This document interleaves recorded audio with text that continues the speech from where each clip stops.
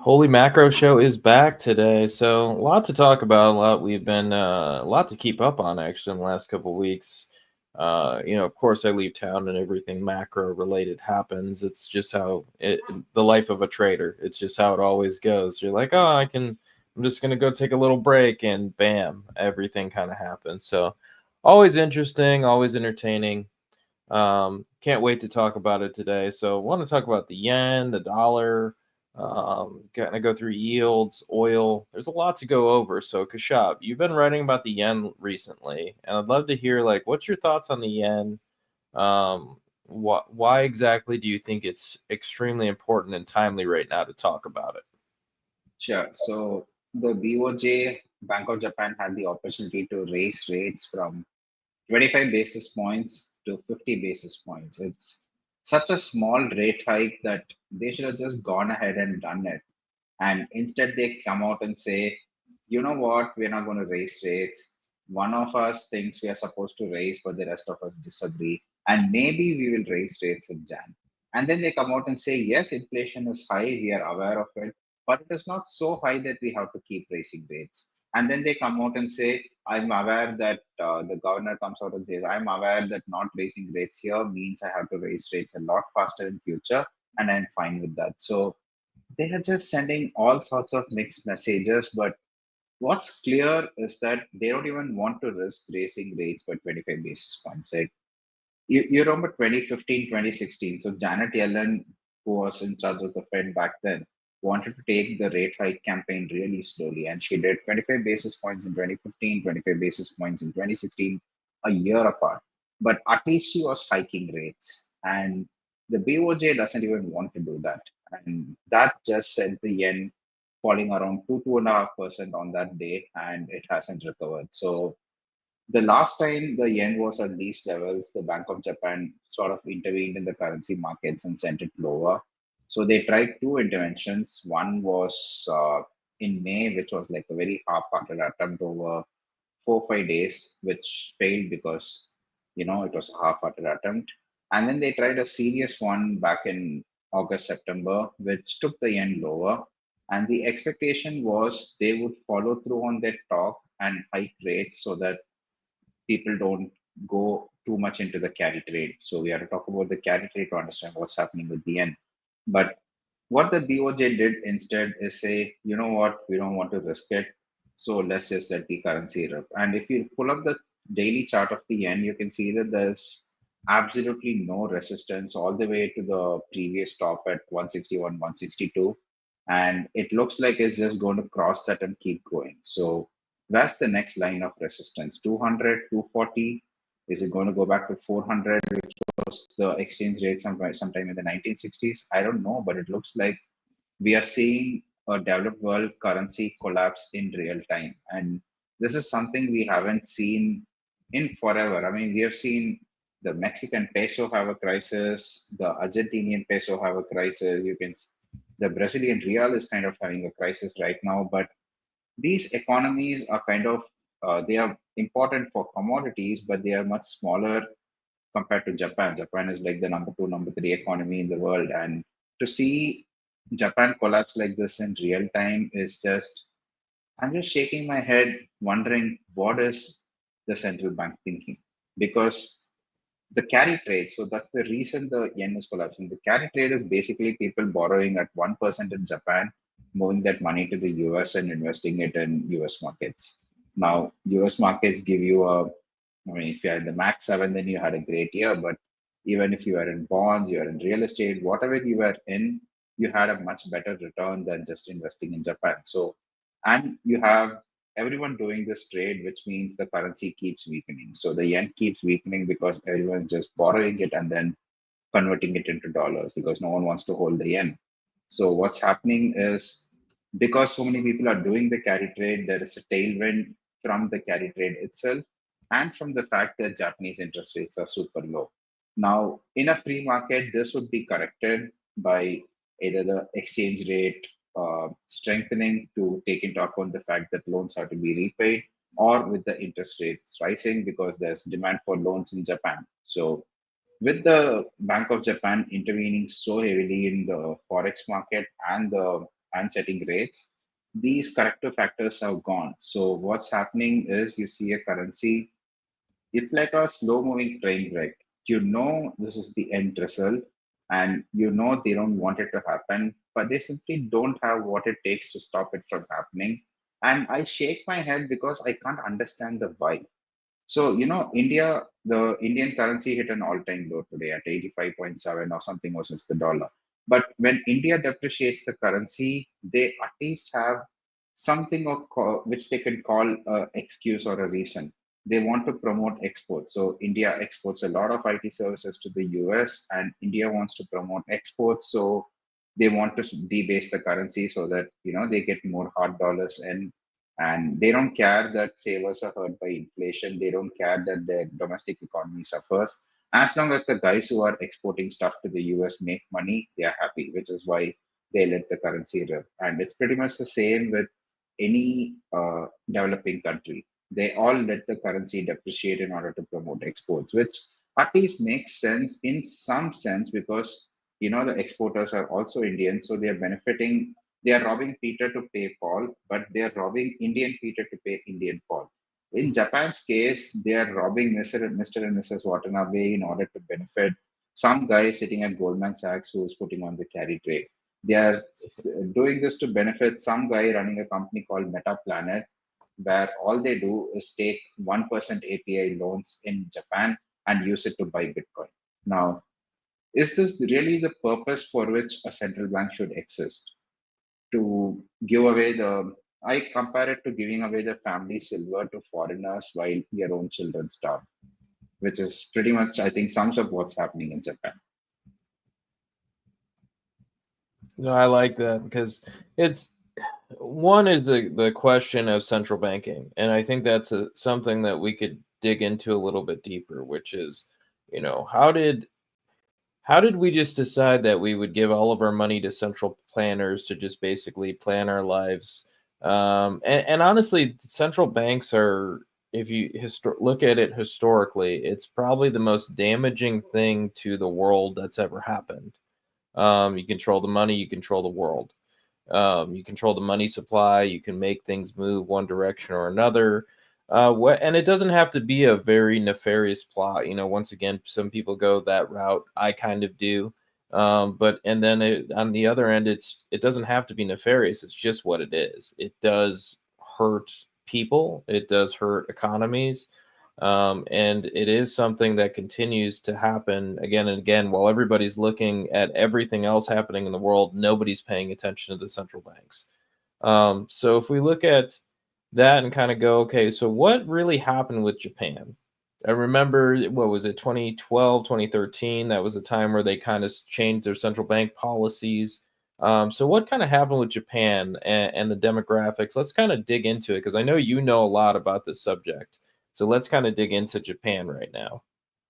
Sure. So they elected a new uh, head of state. I'm not sure if it's a prime minister. Yeah, it was a prime minister. And he came up with something called the three arrows. And the three arrows were basically print money, loosen regulations, and something else. But the only arrow that really mattered was the printing money part. So Japan is an aging society, and because they are very strict about immigration. So Japan and South Korea are sort of neighbors, but they still don't like the South Koreans as much. They don't want them coming in, and of course, no one wants the North Koreans coming in because the US has sanctioned them. So Japan is an aging society, which means that as a saver, as someone who's just managing to live off their life savings, what do you need? You need higher living standards, or at least you need stability. You want to go to the supermarket and pay the same price 10 years from now as you are paying today. And that's pretty much the case in Japan since 1991 when the Nikkei bubble burst. And then this guy comes in and he says, we need a lot of inflation. So this is a pretty stable, peaceful society. And he says, let's change things up. Let's bring in a lot of inflation. And how do you do that? By printing money. And what do you do with the money that you print? They said, let's buy Japanese stocks because Japanese stocks haven't made a new high. And so this is 2013. So Japanese stocks haven't made a new high in 25 years. So let's get the central bank to print money and buy Japanese stocks. Now, that sounds absurd and it is extremely absurd, but everyone was cheering for it because guess what? We are all stock market speculators. So if a central bank is buying a stock, then great. So the value goes up, which is why, the strategic Bitcoin reserve, the end game is to get the government to buy Bitcoin. Because why not? Like you have free money being printed. If you can put it into mortgage-backed securities, you can put it into Bitcoin, you can put it into Solana, you can just put it into Fartcoin. Like who cares? It's free money, right? So the Bank of Japan sort of started doing that. They started buying all these stock ETFs with freely printed money. The stock market went up, and people started noticing this. And of course, when you print money, you lower the interest rate. So when they did that, what happened was people started borrowing money in Japan. So you have these big giants like SoftBank, which rule the tech world, the tech startup world. So they started borrowing a lot of money in Japan and just investing it everywhere in the world. And in my hometown, Chennai, in India, the Japanese would come in and they would do these massive infrastructure projects and no commitment. So, when the US does these kind of loans like the Marshall Plan or any of the loans to the developing countries, a requirement of those US dollar loans is you use US contractors. So there's a whole book on this called Confessions of an Economic Hitman. You can go look that up where they talk about how it's part of a foreign policy. So you make loans and you make sure it somehow benefits American industrial companies. So with Japan, that was not the case. They just said free money, take it out. There are no capital controls, do whatever you want with it. So everyone started borrowing in Japan and taking the money abroad. Now, this puts pressure on the foreign exchange rate because if everyone wants to just borrow and take the money out of the country, who's putting money in? No one. And eventually, the Japanese savers also figured out that they are better off investing in other areas, so notably US treasuries. So they started investing abroad as well. So, end result, no one wanted to own the currency, and the currency just kept depreciating. And this all came to a head about a couple of years back when the guy who started this policy he got assassinated on the street.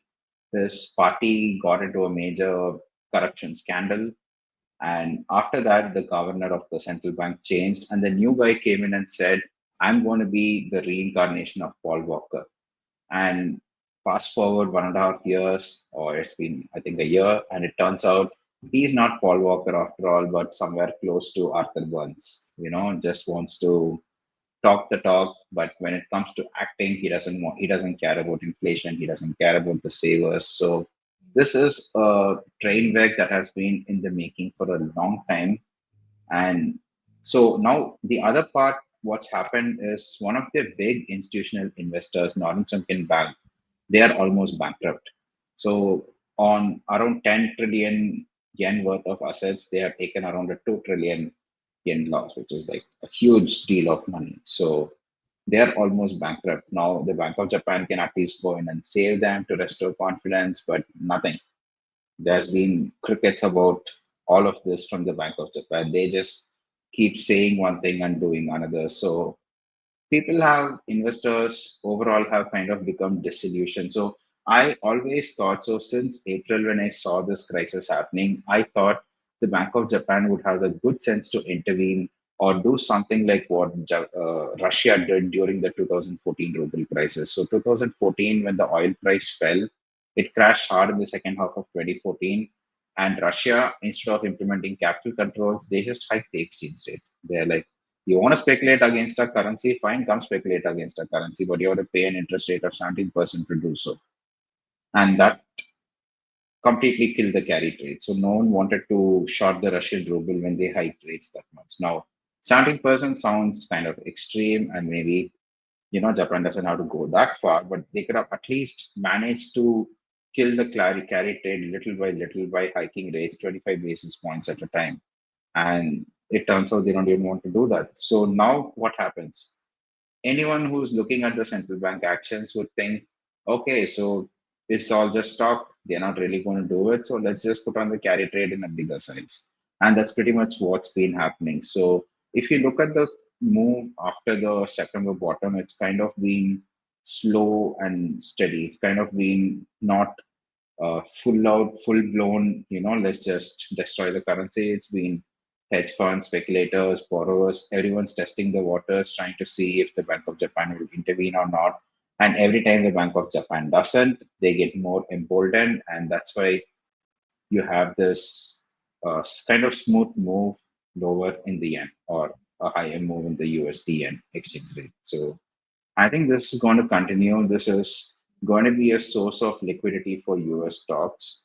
It's going to be a source of liquidity for the startup economy because SoftBank again is the big player there. So what we have to really balance out is everything has already moved so much. Is Japan going to be able to flood the market with so much liquidity that we can continue higher? Or at some point, the liquidity gains, the gains from all this added liquidity is going to be marginal for equities, but it's going to send commodities absolutely soaring. So I think we are somewhere at that point, which is why, although I think this is what the Bank of Japan is doing is extremely bullish for equities, my focus at this point is going to shift to the commodities because commodities are so unloved and everyone just talks, yeah, China's in recession, Europe is in recession. So, and if Japan is in crisis, they're not going to be importing as much. That's true. But when you keep printing money, it's going to show up somewhere. It's already shown up in stocks.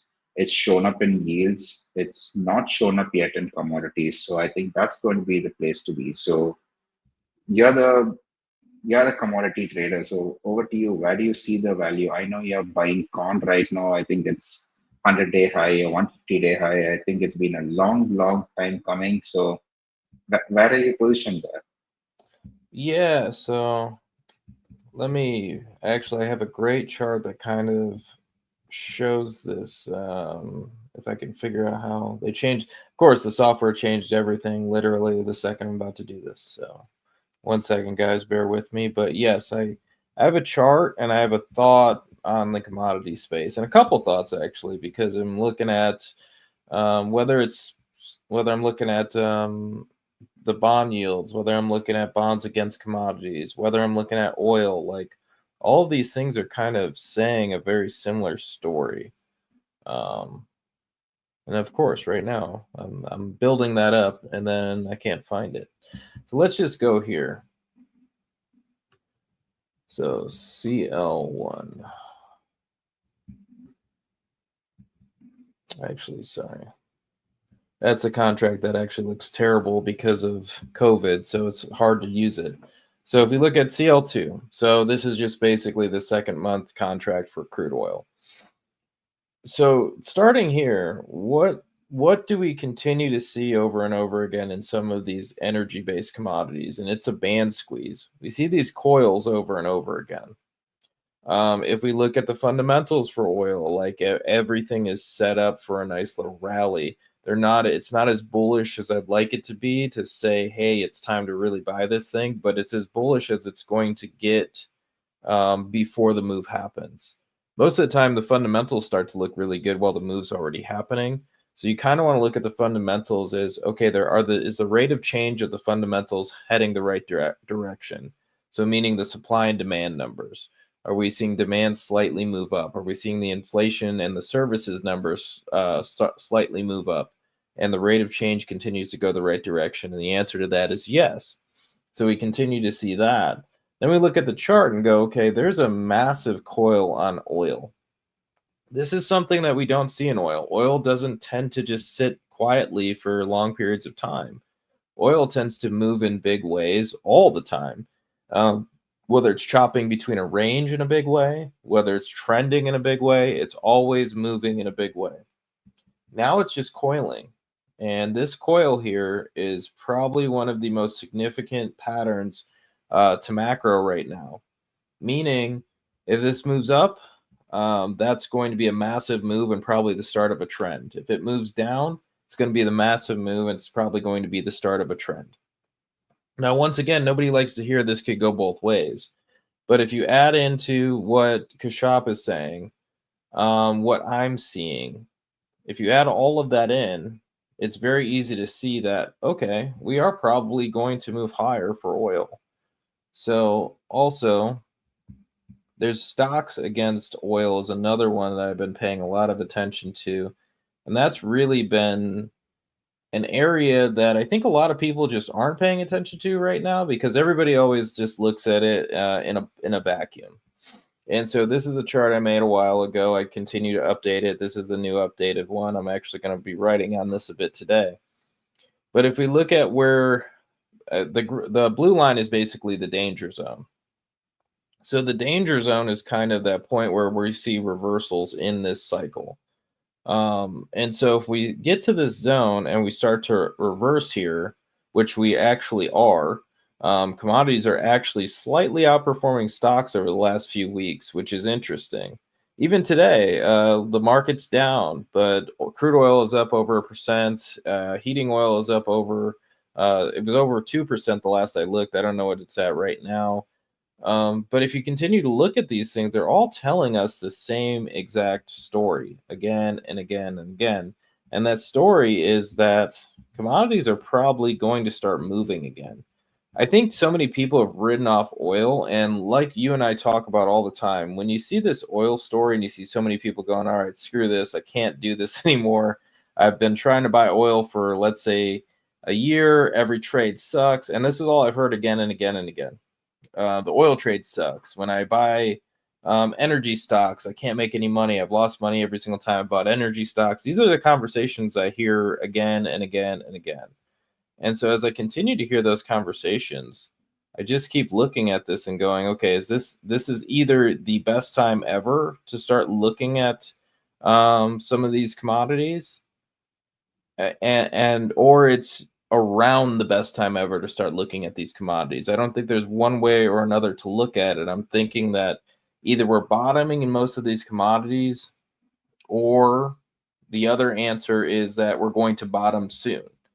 It could also be a situation where it pukes. You know, we see a puke down, we get a puke to 50, and then it rallies. Oil has a tendency of doing that. If you guys remember in 2020, that's exactly what happened before we got this big takeoff. So basically in 2020, once we got through, I want to say it was June, where we kind of got to that high back around $40. We just kind of chopped around sideways. And then right before the election, we had a false breakdown, and then it just continued to move higher. So technical speaking, fundamentally speaking, I do think that the energy trade is ready to take off. Sentiment speaking, I think it's perfect. I haven't seen a better time to buy something like energy if we just look at sentiment. And then let's look at heating oil, because really to me, this is the one that, even though it's not giving me any signals yet, I'm not long heating oil. I'm not long oil either just yet. Getting closer to being long oil, but not just yet. If we look at heating oil too, the fundamentals behind heating oil are about as good as it gets. It's a good time to buy heating oil. It's a good time when you see these massive rallies in heating oil. Everybody always thinks of gasoline, oil, and all of these things as they really move in the summer months. And that's not true. Most of the time, their best periods of time are in the winter months, especially things like heating oil for obvious reasons. So heating oil being the one that I would think is probably we're going to see a big move. If we see energy start to take off, heating oil is probably the one I'd say is ready for a big move. And the one that's already been moving that people aren't really talking about that much, and I find this surprising because everybody loves to talk about natural gas all the time. Natural gas has already made a move. I mean, that's a really nice takeoff here. And if we just kind of make a nice resistance line here, over all the resistance zone we're seen in a while, there's really nothing from basically this $3.50 level all the way till $5. So this could make a big move here. So there's just so many reasons to take a swing here. Once again, there is no perfect way of trading. I think everybody would love to have that, including myself, like where you just take a trade and it always works out. I don't think there's any perfect way to trade, but I do think there is a way to take good shots over and over again. And this is what you want to do as a trader, is just find the good trades, take them over and over again. So I agree with you. It's probably a really good time to be interested in commodities, and a lot of people just aren't. And then I have one last chart I wanted to show, which was the dollar and gold, and then we could talk about that as well because I think this is very important for where we're at right now. If I can find the chart, been having some trouble today, guys. Sorry about that. But the dollar and gold actually looks like a really interesting one because the dollar started to kind of break out of that zone. Everybody's like, oh, dollar strength is here to stay. Jason, you're an idiot. I told you, Donald Trump's in office. You're a moron. We're fixing it. By the way, you guys know I have no political leanings at all. I'm just stating that there's no president that's going to save the dollar or the economy or any of these things. It's really up to factors that are much different and bigger than that. So if we look at the US dollar here and where it's at, we see this divergence in gold, and we also see gold didn't really break down very hard for this much dollar strength.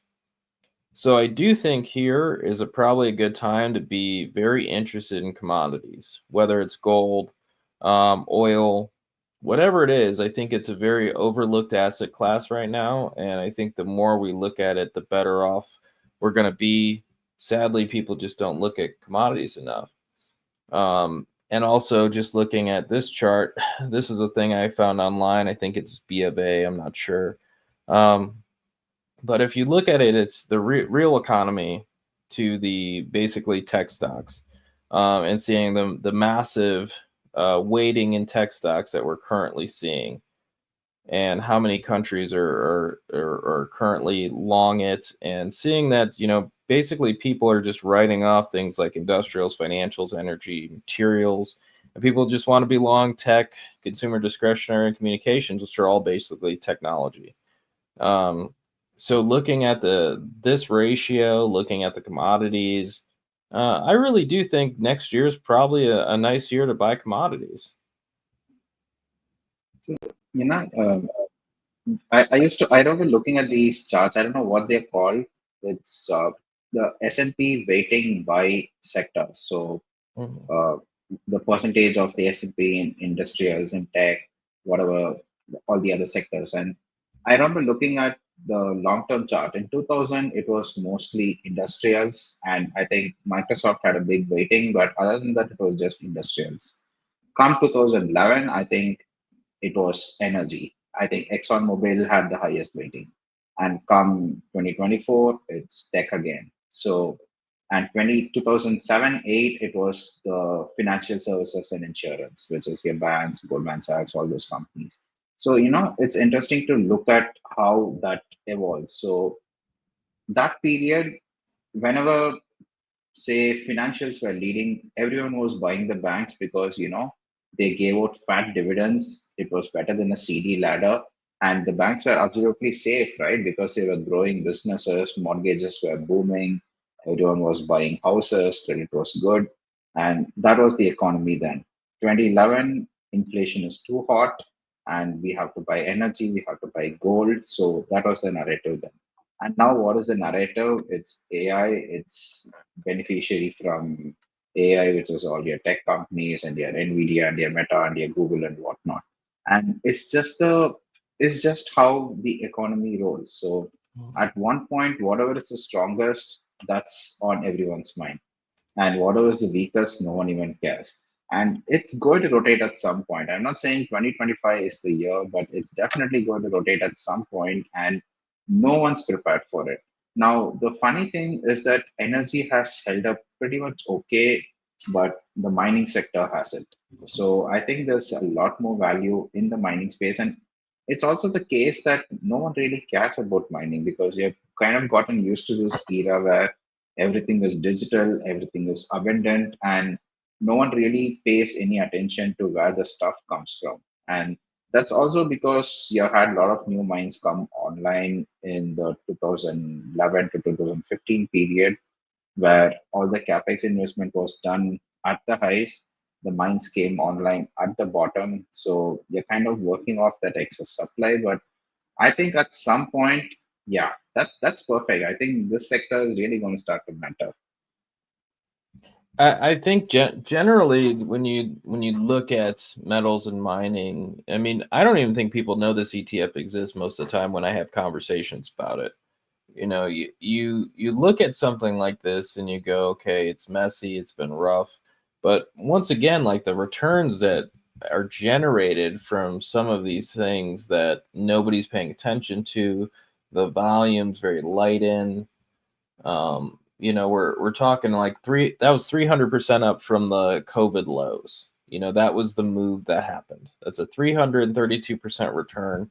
That's not to mention some of the stocks inside of that, which were probably 1,000%. You know, you see those types of moves happen all the time in these types of sectors, but so many people just don't pay attention to it. Like they just write it off. Hey, this is something that's dead. And like you said, I love that you brought that comment up.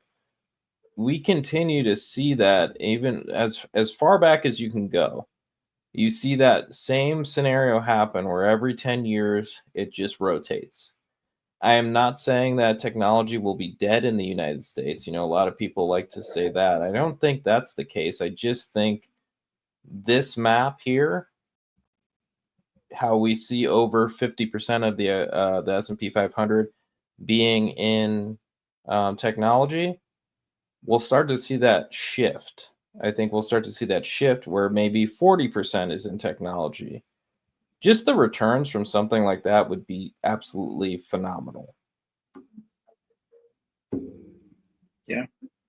So let's talk about agriculture. So I know you're finally you got a buy signal in corn and you have your position, and yeah, I think you're the only person who's consistently talked about the commodities, the soft commodities all year, while they're just been chopping around and making everyone insane. So finally the moves happen. What are you seeing there? Where's the value, and how's the what's happening to coffee prices in the US? Like I heard the roasters are increasing their prices in Brazil. Has that started affecting the price at the supermarket? Not yet.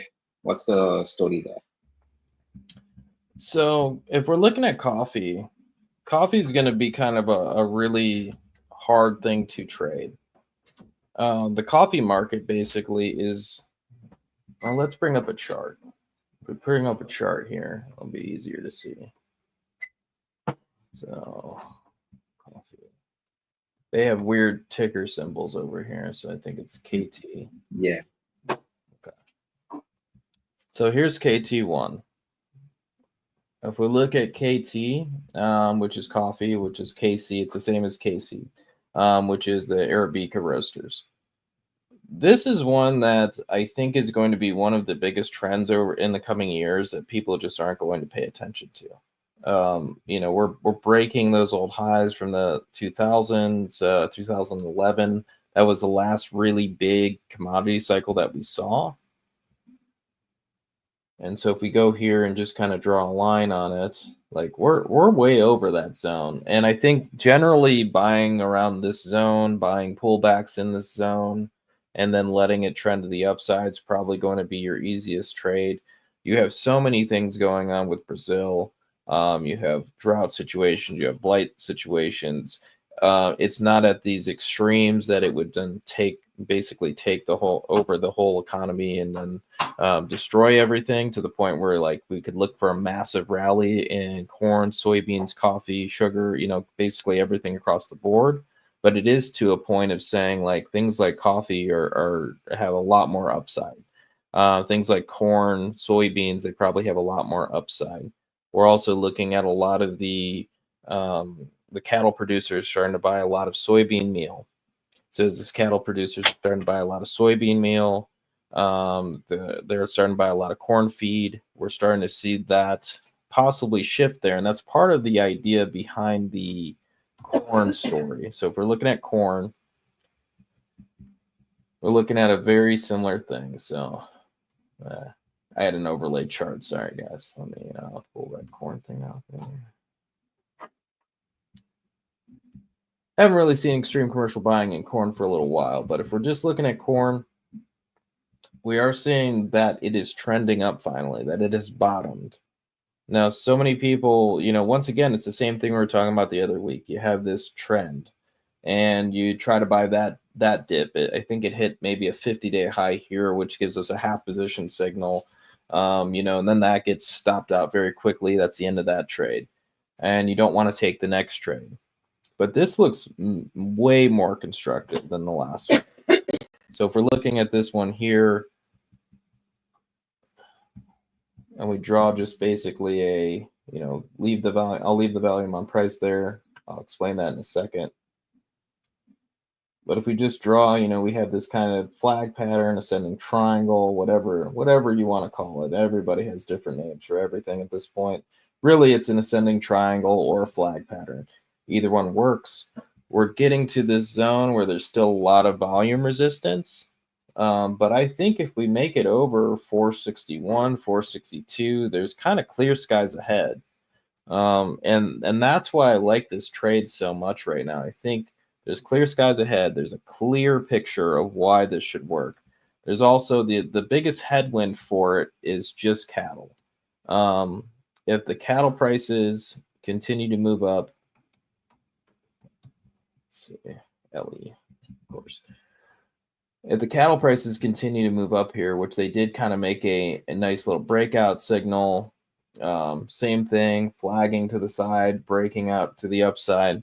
If that can start to move back the other direction, the grains across the board are going to go nuts. And another one that people haven't looked at is soybean meal. They probably have a weird, I don't know if I've ever even looked it up on this one. Let's see. Okay, it is EM. Okay. So soybean meal had an interesting one the other week where it just had a couple massive gap up days,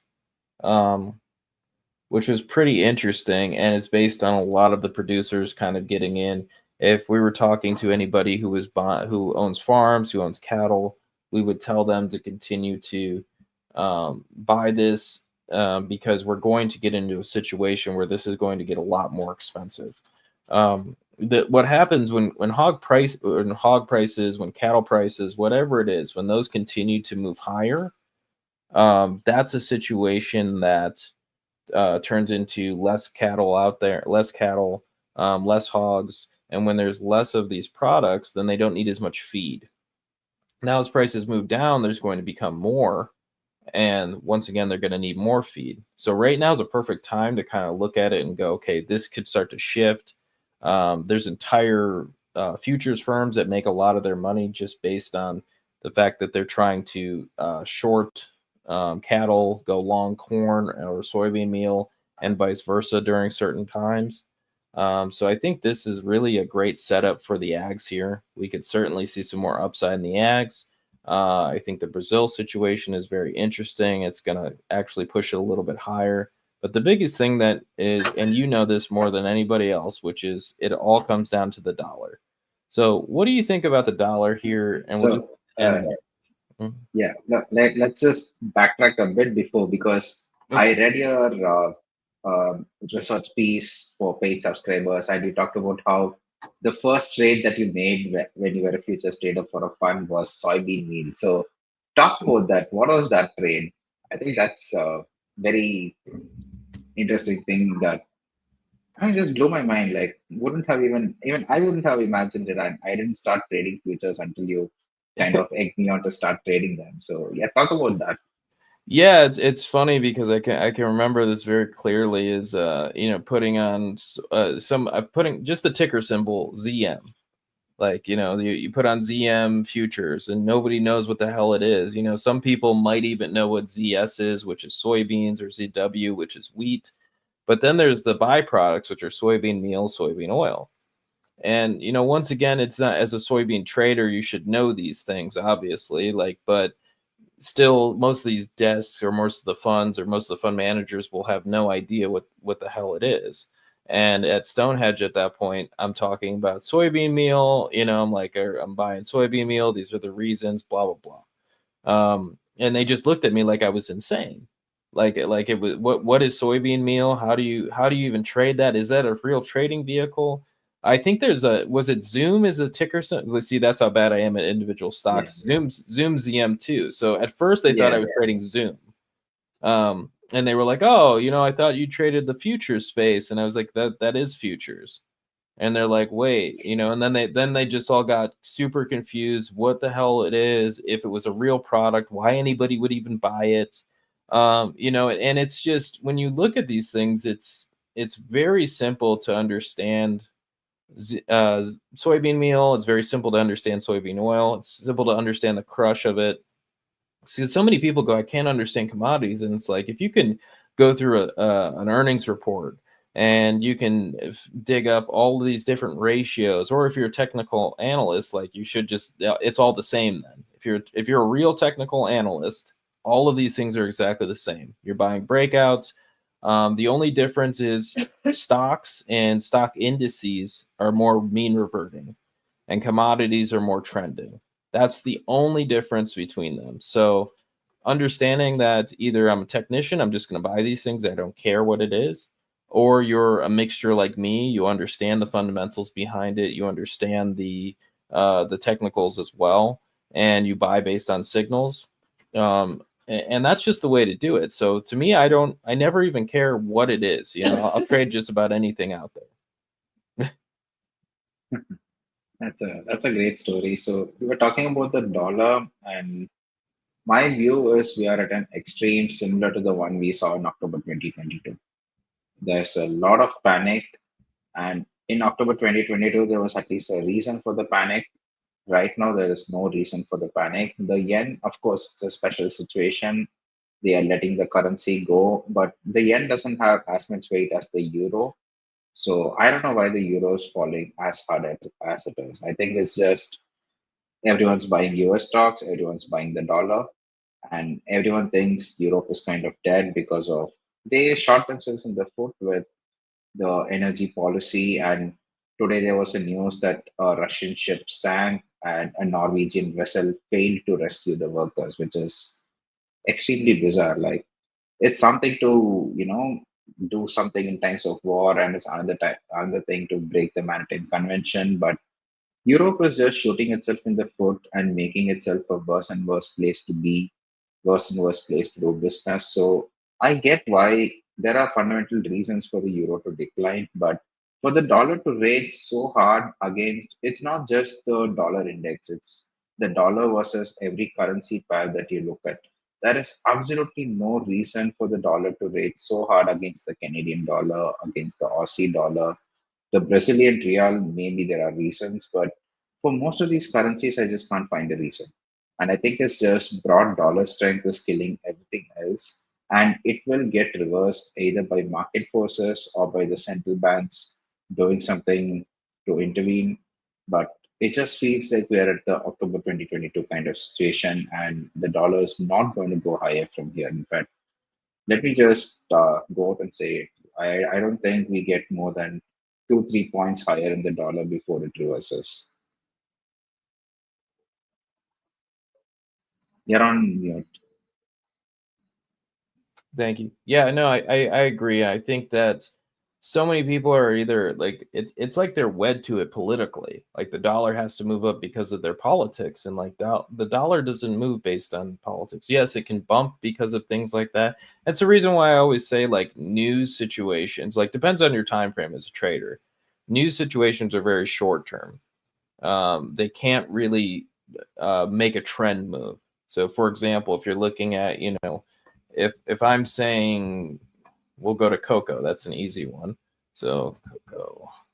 Let me bring the chart up for you guys. What is wrong with the chart? 1 second. Okay, there we go.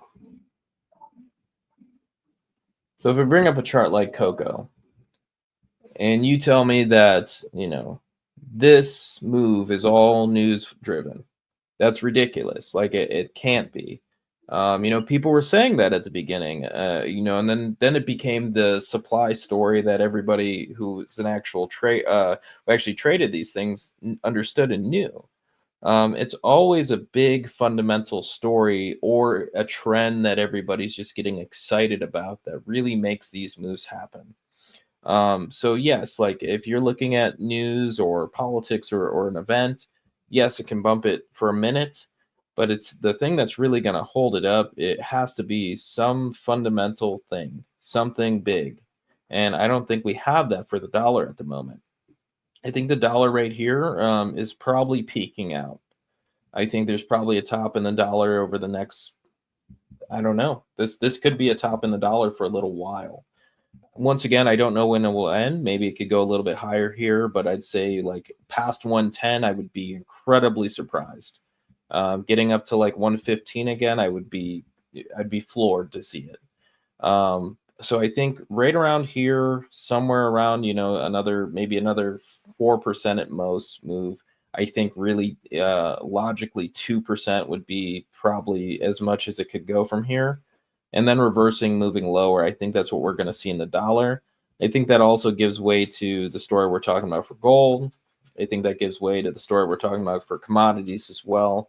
The commodity story, it has to be a dollar story. Without the dollar story and the dollar moving down, I can't see a situation where the commodities are in a big sustainable rally. I can't even see a situation if the dollar keeps moving up here where the stocks continue to rally. That would be insane as well. So I think right now it's a good time to just look at it and go, what am I going to buy if the dollar reverses? Look for reversal signals. Look for it to come back into that range, getting below 107 again, and then just go from there. Yeah, I think that's a perfect place to end this. So the next show is going to be in 2025. So happy New Year, guys. Yep. See you guys next year.